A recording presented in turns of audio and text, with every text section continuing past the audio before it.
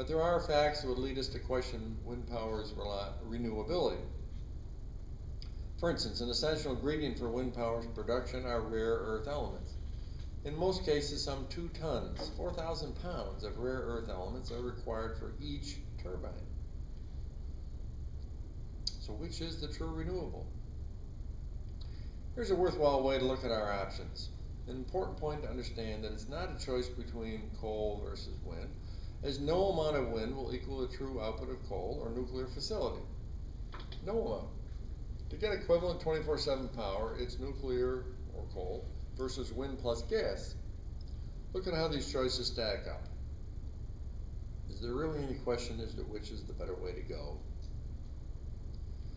Does this national plan make sense to spend these amounts and have these problematic impacts with so little benefit?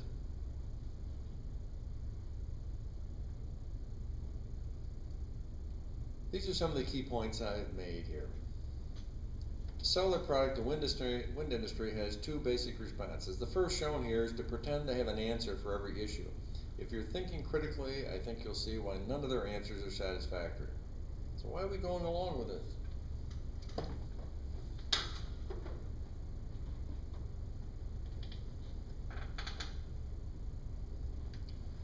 Second strategy wind proponents typically try on us is to rationalize away these many serious shortcomings, saying that these things will get worked out mañana. The answer to that is fine. Wind power is not acceptable until they are all worked out. Come back then. Zero wind power is appropriate until after these significant problems are resolved, as some may never be.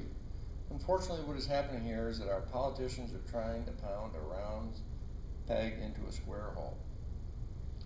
But let's be perfectly clear here. Despite the lobbyists' undue influence, communities do have a say in this matter. In New York, there have been quite a few that have just said no.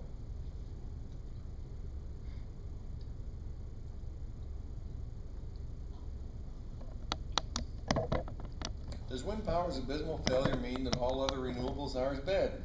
No. Each proposed new power source needs to be objectively evaluated independently on their own. In other words, using scientific methodology. From the scientific research I've seen, for instance, an extensive 2007 analysis by MIT, industrial geothermal holds significant promise. Here are 3 facts to ponder. The magma at the core of the earth is hotter than the surface of the sun. The drilling capability we now have, industrial geothermal can be located almost anywhere in the United States.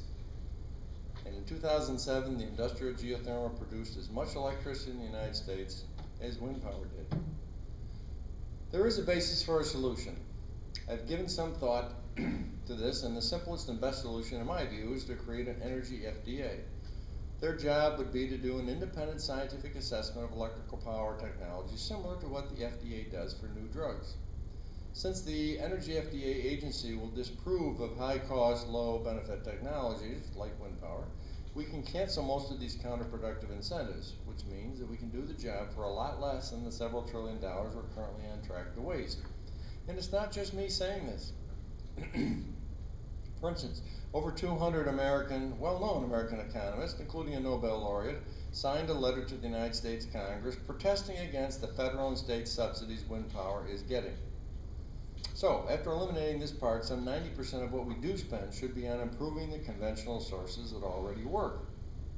The remaining amount should go towards exploring new options that, by definition, would have to meet or exceed conventional sources. In other words, the 6 criteria.